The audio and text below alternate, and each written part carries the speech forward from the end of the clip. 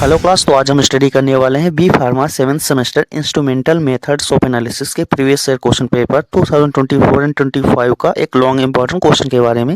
आज का हमारा क्वेश्चन होने वाला है what is fluorimetry, discuss quenching, instrumentation and application. सबसे पहले देख लेते हैं फ्लोरीमेट्री होती क्या है। Fluorimetry is an analytical techniques used to measure the intensity of fluorescence light emitted by a substance when it is exposed under UV और visible light. It is mainly used for quantitative or qualitative analysis of compounds that exhibit natural fluorescence. Then अब theory of fluorescence देख लेते हैं. Fluorescence is the emission of light by a substance that has absorbed electromagnetic radiation. After absorbing UV visible light, a molecule get excited from the ground state to an excited state. When the molecules returns back to ground state, it emit light of longer wavelength, lower energy.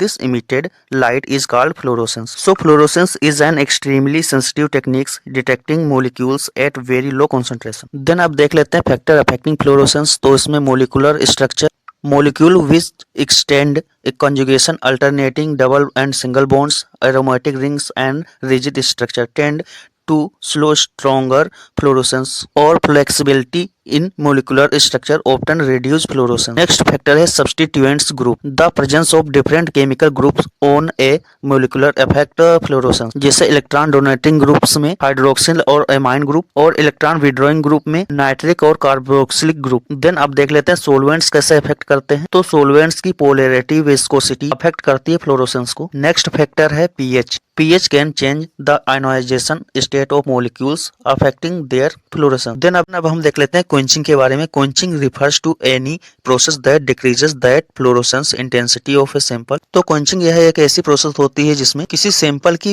Intensity of fluorescence को decrease किया जाता है. It occurs when the excited state of a fluorophore is deactivated by a quencher molecule or by other mechanism without the emission of a proton. So class quenching can reduce the measurable fluorescence in analytical or research application. अब हम देख लेते हैं types of quenching. तो quenching तीन type की होती है. फर्स्ट हम देख लेते हैं dynamic quenching. It occurs when a quencher molecule physically collides with an excited fluorophore leading to non radiative energy loss. Common quenchers in dynamic quenching include oxygen halides and some metal ions. Next second देख लेते हैं static quenching. Static quenching arises when a fluorophore from a non-fluorescent complex with a quencher in the ground state before excitation occurs. Static quenching में decrease fluorescence intensity but fluorescence lifetime remains unchanged. Next third type देख लेते हैं self quenching. At high concentration fluorophores interact with each other reducing fluorescence. Then अब हम last का type topic देख लेते हैं इंस्ट्रूमेंटेशन ऑफ फ्लोरोमेट्री. इंस्ट्रूमेंटेशन ऑफ फ्लोरोमेट्री में हमें पढ़ना होगा लाइट सोर्स, प्राइमरी मोनोक्रोमेटर्स या फिर फिल्टर जिसे बोलते हैं, सैंपल होल्डर, सेकेंडरी मोनोक्रोमेटर जिसे फिल्टर बोलते हैं,